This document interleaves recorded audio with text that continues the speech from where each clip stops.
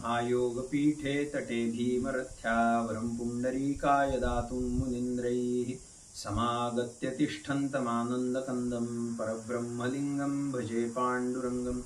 नमामि सद्गुरुं शान्तं सच्चिदानन्दविग्रहं पूर्णब्रह्मपरानन्दम् ईशमालन्दिवल्लभं। गुरुरित्याख्यया लोके साक्षात् विद्या हि शाङ्करी जयत्याज्ञानमस्तस्यै दयार्द्रायै निरन्तरम्। महायोग पीठाधिपती भगवान श्री पंढरीनाथ, भगवान सद्गुरु श्री ज्ञानेश्वर महाराज, सद्गुरु श्री गोविंद काका, सद्गुरु श्री मामा, सद्गुरु सौ शकुंतलाताई आणि सद्गुरु श्री शिरीषदादांच्या चरणी सादर वंदन करून माझं मनोगत मी सांगतो। पंढरीची वारी हा महाराष्ट्राच्या अस्मितेचा एक अतिशय उत्तम असा भावाचा फुलोरा आहे असं म्हटलं तरी चालेल। पंढरीच्या वारीत काय नाही, पंढरीच्या वारीत सुख आहे, पंढरीच्या वारीत आनंद आहे, पंढरीच्या वारीत सगळ्यात महत्त्वाचं म्हणजे प्रत्यक्ष भगवान पंढरीनाथ आहे, ते आले की सगळं झालं त्याच्यात। त्यामुळे पंढरीच्या वारीचं सुख इतकं वेगळं आहे, त्यांनी सगळ्या आत्माराम झालेल्या परब्रह्मस्वरूप झालेल्या महात्म्यांनाही वेध लावला, त्यांनाही आम्ही वारकरी आहोत असं म्हणण्याची इच्छा व्यक्त करायला लावली। इतकी ती पंढरीची वारी अद्भुत आहे। त्या पंढरीच्या वारीचं सुख श्री संत नामदेव महाराज एका अभंगामध्ये फार सुंदर सांगतात। नामदेव महाराज मूळचे पंढरपूरचे, त्यामुळे त्यांनी वारी कधीच केली नाही, पण त्यांना त्या वारकऱ्यांच्या विषयी जे प्रेम आहे आणि त्या वारकऱ्यांच्या विषयी त्यांचे जे भगवंत पंढरीनाथ त्यांचं प्रेम आहे ते व्यक्त करतात।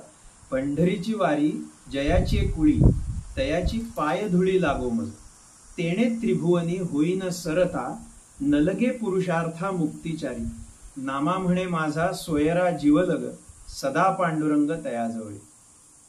पंढरपूरची वारी ज्यांच्या कुळामध्ये आहे त्यांची पायधुळी मी मस्तकी धारण करतो, त्यात मला समाधान आहे, त्यात मला सुख आहे असं नामदेव महाराज म्हणतात। आणि त्या पंढरपूरच्या वारकऱ्याची पायधुळी मस्तकावर घेतल्याने काय मिळतं तर तेणे त्रिभुवनी होईन सरता असं म्हणतात, म्हणजे अख्ख्या त्रिभुवनात मी श्रेष्ठ ठरीन ती पायधुळी मस्तकी धारण केल्यामुळे। नलगे पुरुषार्था मुक्तिचारी, मला मुक्तीची किंवा चारी पुरुषार्थांची त्याच्यासमोर काहीही इच्छा नाहीये, इतकी ती पंढरीची वारी माझ्यासाठी श्रेष्ठ आहे। आणि सगळ्यात त्यांच्या अभंगाच्या चौथ्या चरणात शेवटी ते सांगतात की माझे जे जीवलग आहेत, माझे सोयरे आहेत पंढरीनाथ, सदा पांडुरंग तयाजवळी, असा जो पंढरीचा वारकरी आहे त्याच्या अखंड जवळ माझे पंढरीनाथ असतात। इतकं त्या वारकऱ्याचं श्रेष्ठत्व गायलेलं आहे आपल्यात।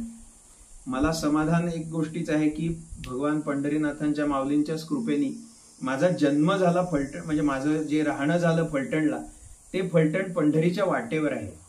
त्यामुळे पंढरपूरच्या वारीचा लहानपणापासून संस्कार झाला अंतःकरणावरती आणि ती पाहायला मिळाली जवळून। माऊलींचा पालखी सोहळा फलटणला मुक्कामी असतो, त्या निमित्ताने माऊलींचं सोहळ्याचं वारकऱ्यांचं त्या वारीतल्या आनंदाचा अनुभव घेता आला। आणि माझे पणजोबा परमपूज्य सद्गुरू गोविंद काका उपळेकर महाराज हे माऊलींचे अत्यंत निष्ठावंत भक्त होते। त्यांनी त्यांचं एक वैशिष्ट्य सांगतो, फलटणच्या जवळ एक निंभोरे नावाचं गाव आहे, जिथे आदल्या म्हणजे फलटणला ज्या दिवशी पालखी येते त्या दिवशी तिथला जेवणाचा मुक्काम असतो आणि संध्याकाळी मुक्कामाला पालखी येते आमच्याकडे। उपळेकर महाराज माऊलींच्या स्वागतासाठी जात असत आणि तिथे म्हणजे वडजल ते निंभोऱ्याच्या दरम्यान म्हणजे साधारणपणे 6 ते 8 किलोमीटर अंतर फलटणच्या अलीकडे ते चालत जात आणि तिथपासून माऊलींच्या पालखी समोर लोटांगण घालत ते फलटणला परत येत असत। म्हणजे जवळपास 6 ते 8 किलोमीटर लोटांगण घालत ते येत असत, एवढी त्यांची माऊलींच्या चरणी निष्ठा होती। त्या पंढरीच्या वारीत सहभागी होण्याचं माऊलींच्या कृपेने मला 11 वर्ष मिळाला तो आनंद। त्या 11 वर्षांमध्ये जे सुख अनुभवलं ते जन्मजन्मांतरी विसरलं जाणार नाही, इतकं छान आहे। त्याची जी काही ओढ आहे, त्याची जी काही आनंदाची त्या अभिव्यक्ती होते अंतःकरणामध्ये, त्या वारीच्या नुसत्या स्मरणाने सुद्धा तो अनुभव आपण आज घेऊ शकतो। मी वारीबद्दल जास्त काही सांगत नाही, कारण वारीबद्दल खूप लोकांनी सांगितलेलं आहे। मी मुद्दामून फक्त 3 प्रसंग सांगणार आहे वारीशी संबंधित, ते याच्यासाठी की वारकऱ्याच्या ठिकाणी काय असलं पाहिजे तर त्याची अनन्य श्रद्धा भगवान पंढरीनाथांवर असली पाहिजे। सद्गुरू माऊलींवर, आपल्या सद्गुरूंवर आणि भगवंतांवर त्याची इतकी प्रगाढ अनन्य श्रद्धा आहे की त्या श्रद्धेपायीच देव त्याचे अंकित होऊन राहिलेले आहे। या श्रद्धेचे 3 प्रसंग मी मुद्दामून सांगणार आहे। एक प्रसंग आहे परमपूज्य सद्गुरू श्री मामासाहेब देशपांडे महाराजांनी स्वतः अनुभवलेला। मामा माऊलींचे निष्ठावंत वारकरी होते. माऊलींच्या सोहळ्यात देशमुख महाराजांच्या दिंडीतनं ते खूप जवळपास 50 वर्ष त्यांनी सलग वारी केली. त्यांचा खूप वारीतल्या अभंगांवरती त्यांच्या अभंग म्हणजे वारीचे जे अभंग आहेत ज्याच्यात आंधळा पांगळा वासुदेव असं त्यांची प्रकार आहेत त्या अभंगांचे अतिशय गूढार्थाने भरलेले अभंग आहेत. त्यांच्यावरची विवरणं मामांची खूप प्रसिद्ध आहेत. त्यांचा वारीशी खूप जवळून संबंध होता. मामा एक वर्षी वारी करत असताना त्यांना एक लहान मुलगी आणि तिचा अजून धाकटा भाऊ म्हणजे साधारणपणे 8-10 वर्षाची मुलगी आणि तिचा 7-8 वर्षाचा भाऊ असा 2 जण दिसले. तर त्यांनी चौकशी केली त्यांची की बाळा तुम्ही कोण आहात, कसे एकटेच आहात का? तर त्या मुलींनी सांगितलं की आम्ही 2घंच आलेलो आहोत वारीला, आमचे आई वडील नाही आहेत म्हणाले, पण आमच्या घराण्यामध्ये वारीची परंपरा आहे त्यामुळे आम्ही ती वारीची परंपरा खंडित न करता आम्ही 2घं वारी चालायला सुरुवात केली, आई बाबा आमचे गेले म्हणून. मामांना खूप कौतुक वाटलं की एवढे लहान वयात त्यांना कसं काय अशी इच्छा झाली असेल. मग ते म्हणले तुम्ही काय करता, कसे राहता, काय खाता तुम्ही? तर ती छोटूशी मुलगी मामांना म्हणाली मामा म्हणजे मामांना म्हणाली माऊली आमचे ज्ञानोबा आहे की आम्हाला उपाशी ठेवतील का म्हणून. आजपर्यंत एकदाही असं कधी घडलं नाही की माऊलींनी आम्हाला उपाशी ठेवले म्हणाले, आमची सगळी काळजी माऊली घेतात म्हणाले. मामांना ते ऐकून एकदम डोळ्यात पाणी आलं की माऊलींच्या वरती श्रद्धा असणारे हे 8-10 वर्षाची लहान मुलं सुद्धा इतक्या निष्ठेने वारी करू शकतात आणि त्यांना तो वारीचा आनंद माऊली कसा देत असतील, किती तो अद्भुत प्रकारे त्यांना तो प्रतीत होत असेल. कारण त्यांची श्रद्धा बघा की माऊली कधी कुणाला उपाशी ठेवत नाही, तसं त्या एवढ्याशा छोट्या मुलींनी सांगितलं. माऊली नाही, माऊलींच्या प्रेमाने मामांना एकदम भरून आलं. दुसरा असा एक प्रसंग आमचे पूजनीय दाका थावरे काका नेहमी सांगत असत. हा घडलेला प्रसंग आहे प्रत्यक्ष. बेलापूरकर नावाचा एक माऊलींच्या संप्रदायामध्ये एक फड आहे. त्या बेलापूरकरांच्या फडावरती घडलेला हा 250-300 वर्षापूर्वीचा प्रसंग आहे. त्या बेलापूरकरांच्या घराण्यात एक सत्पुरुष होते. ते निष्ठावंत वारकरी सगळे, पंढरीची वारी त्यांच्या घराण्यामध्ये. त्यांना एकुलता एक मुलगा होता आणि त्याला त्या विषमज्वर झाला होता. त्या काळात एवढ्या 200 वर्षापूर्वी विषमज्वराचा वगैरे औषधोपचार असा खरा एवढा चांगल्या प्रकारचा उपलब्ध नव्हता. त्यांच्या पत्नी त्यांना म्हणाल्या की महाराज तुम्ही वारीला जाऊ नका, एकुलत्या एका पोराला विषमज्वर झालाय, त्याची म्हणजे काही शाश्वती नाहीये. ते म्हणाले अगं असं काय सांगतेस म्हणाले, घराण्यात आमच्या वर्षानुवर्ष पिढ्यानपिढ्यांची वारीची परंपरा आहे, मी काही वारी सोडणार नाही म्हणाले, मी वारीला जाणार, पंढरीनाथ परमात्मा बघतील काय करायचं ते काळजी वाहतील म्हणाले. म्हणून ते गृहस्थ वारीला निघून गेले. इकडे व्हायचं ते झालं, त्यांचा मुलगा गतप्राण झाला त्या विषमज्वरामुळे. त्यांच्या पत्नीने निरोप पाठवला त्यांना की आपला मुलगा एकुलता एक मुलगा गेला आहे, तर आता तुम्ही परत या, त्याचं सगळं अवधोदेय करायचंय.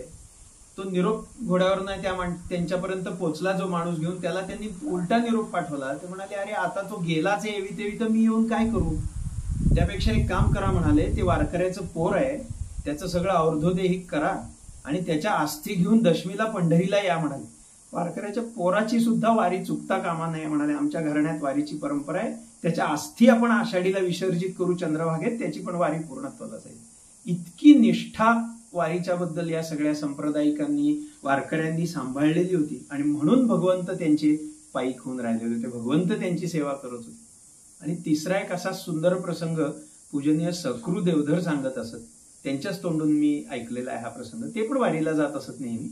आणि तुम्ही पाहिलं असेल वारीमध्ये सगळेच असतात, म्हणजे वारीमध्ये चांभार असतात, वारीमध्ये सुतार असतात काम करून द्यायला, वारीमध्ये नावी असतात, सगळेच आपापले 12 बलुतेदार वारीमध्ये चालत असतात, ते वारकऱ्यांची सेवा करत असतात सगळे. तर एक दिवशी त्यांची चप्पल तुटली होती, ते तसेच चालले होते, म्हणजे पाय खुरडतच चालले होते तुटलेल्या चपलेने, कारण कुठं दुरुस्त करून घेणार. तेवढ्यात त्यांना एक रस्त्याच्या कडेला बसलेल्या चांभाराने हाक मारली आणि तो म्हणाला माऊली इकडे आहे म्हणाला. ते तिथे गेले जवळ, तर म्हणाले काय झालं रे, तर म्हणाले तुमची चप्पल तुटलेली दिसतेय, मी दुरुस्त करून देतो, मला द्या.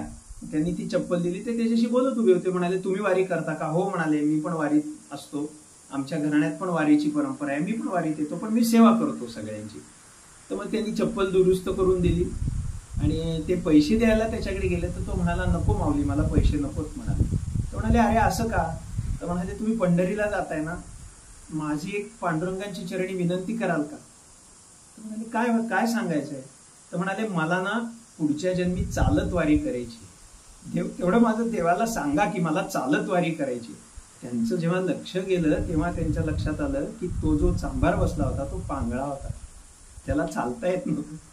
त्यांनी तो म्हणाला मी वारकऱ्याची सेवा याच्यासाठी करतोय की त्या निमित्ताने भगवंतांना माझी दया येईल आणि ते मला पुढच्या जन्मी तरी धडका करतील, पाय देतील आणि मग त्या पायाच्या आधाराने मी चालत वारी करेन. इतकी निष्ठा या वारीने जपलेली आहे. हा श्रद्धेचा सगळा फार मोठा असा समारोह आहे, सोहळा आहे. तो श्रद्धेचा, अनन्य श्रद्धेचा सोहळा आहे. ज्याच्या ठिकाणी ती पंढरीनाथांविषयी, माऊलींविषयी, सगळ्या संतांविषयी तीव्र श्रद्धा आहे किंवा त्याच्या ठिकाणी तो प्रेमाचा भाव आहे, त्याच्यासाठी ती वारी आहे.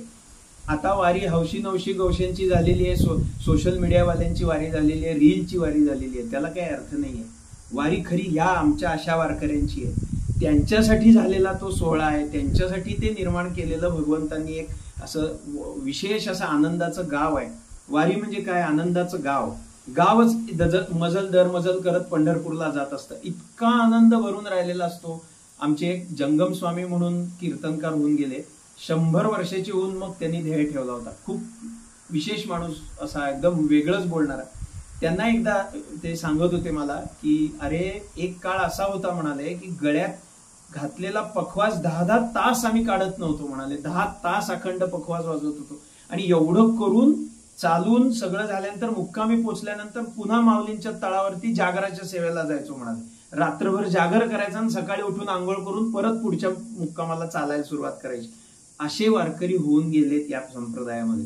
त्यामुळे या वारीचं जे सुख आहे ना ते कशालाच, त्याची तुलनाच कशाशी होऊ शकत नाही. आणि हे खरं आहे. म्हणूनच तर इतक्या सगळ्या थोर थोर महात्म्यांना त्या वारीने वेध लावला आपलं. का लावलं? तर त्याच्यामध्ये हा आनंद आहे, त्याच्यामध्ये हे सुख आहे. आणि हे सुख भगवान पंढरीनाथांच्या रूपाने आहे. मी पहिल्या वर्षी जेव्हा वारीला गेलो ना तेव्हा आमच्या फलटणच्या एक देशपांडे काकू आमच्या दिंडीत होत्या. तर आम्ही लहान होतो, मी 10वीत होतो तेव्हा. त्यामुळे त्यांनी असं मला सांगितलं की हे बघ बाळा, तुला चालून चालून पाय दुखतील, समजा पाय दुखले तर काळजी करू नकोस म्हणाले, चालायचं तरी सुद्धा आपण. तर म्हणलं चालायचं कसं दुखणार? तर म्हणाले अरे तुला माहित नाही, मी सांगते लक्षात ठेव. रात्री म्हणाले रोज भगवान पंढरीनाथ सगळ्या वारकऱ्यांच्या पायावर हात फिरवतात म्हणाले, त्यामुळे त्यांना दुसऱ्या दिवशी परत दुखत नाही. पहिल्याच वर्षी वारीला गेल्यानंतर मला त्या आजींनी हे सांगून ठेवलं होतं. इतकी त्या भगवंतांशी असं एक ते अतूट नातं प्रेमाचं त्या वारीमध्ये निर्माण होत असतं. त्यामुळे तो वारी हा फार मोठा सोहळा आहे ज्याची कशाशीही तुलना होऊ शकत नाही. जे सगळे म्हणतात ना, माऊली पण म्हणतात की मी पंढरी यात्रे जाईन, त्या वाराणसी यात्रे जाईन, पण परी मी वीट नव्हे ना असं म्हणतात. पंढरीनाथांच्या पायाची जी वीट आहे ना, तिचं सुख, तिचं सौभाग्य कशाशीही तुलना करता येणार नाही. आमचे हे सगळे निष्ठावंत वारकरी पंढरीनाथांच्या पायीची वीट आहे.